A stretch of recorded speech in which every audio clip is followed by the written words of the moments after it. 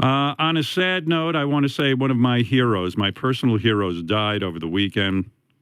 His name was Dr. John Sarno. You've heard me talk about him many times. I've recommended to many people that they buy the book, Healing Back Pain, and his follow-up book, The Divided Mind, The Epidemic of Mind-Body Disorders. He died. He was one day away from being 94.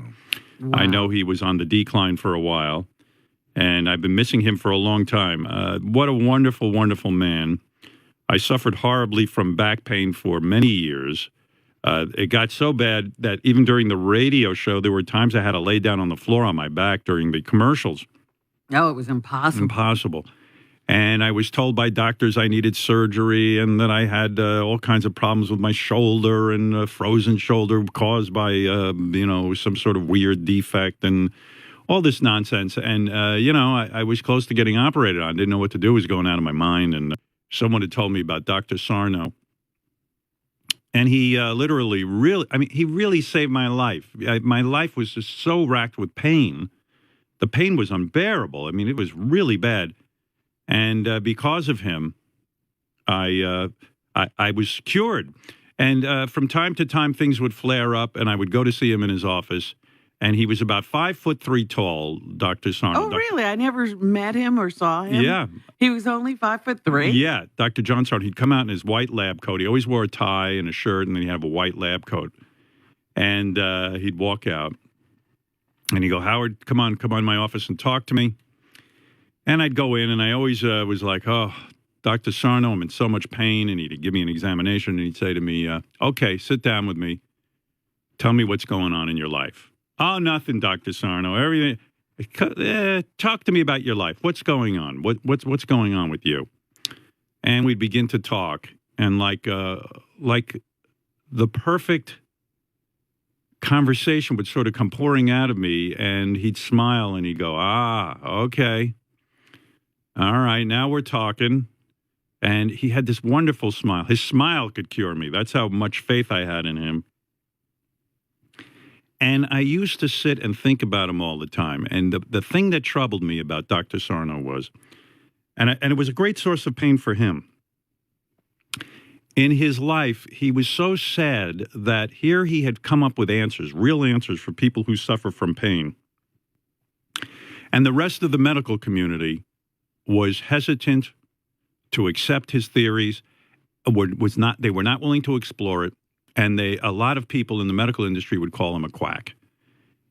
And he was anything but a quack. 100 years from now, he will be seen as the Steve Jobs of medicine, the Steve Jobs of pain medicine, of pain management.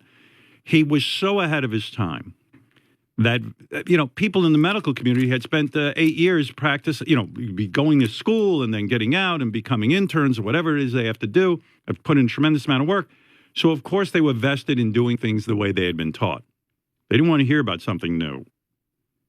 The back pain industry is billions and billions of dollars industry. People make a big living off of it.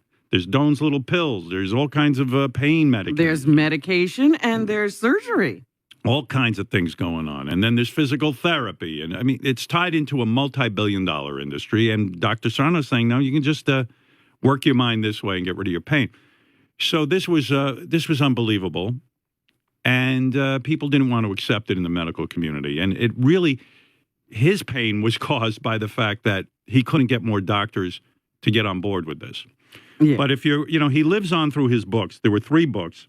Dr. Sarno would tell you, don't read his first book because the second and third books are the updates on the first book. He learned more as he went along. Yeah.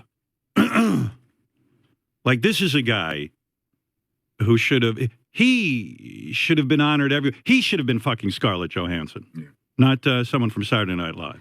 Well, there's this big push now. I hear people saying all the time, our geniuses, we should treat them like rock stars or movie stars. Right. I treated him like a rock star. He was my Mick Jagger. Yeah, I really did. He was my Mick Jagger. Well, here's the deal. If we treat these people like rock stars or movie stars, their productivity will go down. Well, maybe you're right. Maybe we shouldn't treat him that way. But anyway, That's right. He was an amazing man, and I got a note from his wife, his widow, and you know, she wrote me a personal note. I wrote her back, and I said, I can't tell you how sad I am that my hero is gone. And really, to have I known... thought I was your hero. No, not lately, Robin. No, but in all seriousness, I was really sad. At first, you know, I heard the news and I went, oh, you know, I've kind of been without Dr. Sarno for a while because he was on the decline and had retired. Yeah. But I always knew I could call him whenever I wanted to. He was retired, but he said, Howard, if you ever need to talk, just give me a call. And I didn't abuse the privilege at all. But no, you were pretty good for a guy like you. Yeah, I really was. Too good. I wish I could have spent more time with him. He was just an amazing guy, amazing thinker. And, you know, his books live on. So if you are suffering from pain, I suggest before you do anything, read his book. Did he have any acolytes, you know, people who did follow him? Yes, and he did. And continue to do the work that he was doing? Yes. Thank you for telling me what an acolyte is, because I have no clue. But, yes, he did. There's a guy, Dr. Rashbaum, who now focuses on his techniques. And there's other guys I should mention. Well, that's Dr. good. Seidenberg. No, I'm glad that it's not going to leave us. Yeah. No, there are other guys who are keyed into this. Okay. Rashbaum, Seidenberg. There's a whole bunch of people, and I suspect as medical schools and stuff start to understand how profound this guy was, they might start teaching this. But yes, he had acolytes. He even had a nightlight. He was afraid of the dark, ironically. He was up on the lights, too. Yeah, but he's amazing. In 1982, he wrote his first book, Mind Over Back Pain, and then his second book became a New York Times bestseller in 1991. It was called Healing Back Pain, The Mind-Body Connection. And that sold over 1 million copies. He was something else, and he was very available to his patients. But his heartbreak was that the medical community didn't take him seriously. And there is a documentary that I actually participated in about Dr. Sarno called All the Rage. It's out now. It's called All the Rage, Saved by Sarno. It came out the day after he died last Friday. And it includes some interviews with many of the patients he helped, including Larry David and John Stossel, myself. And it's playing first in New York City at the Cinema Village, and then I think they're going to try and shop it around. You know, they've got one copy of it. They got to take it from theater to theater. They only made one copy. They go from theater to theater. Oh, dear. Anyway, no. So, yeah, lost Dr. Sarno. That's a big loss to all of society. You're not kidding. It really is. What are you going to do? I don't want to bring everyone's head down. Because the mind-body connection is a very important thing. Absolutely. Tell Fred that. It's not being addressed. Yeah, I can't get through to Fred on that. That's a great book, by the way. Yeah, Fred has read it. And if Fred read it, you know. No, I actually gave it to someone. They used it as a book stop for about a year. Then they finally manned up and read the book, and their back pain went away. Right.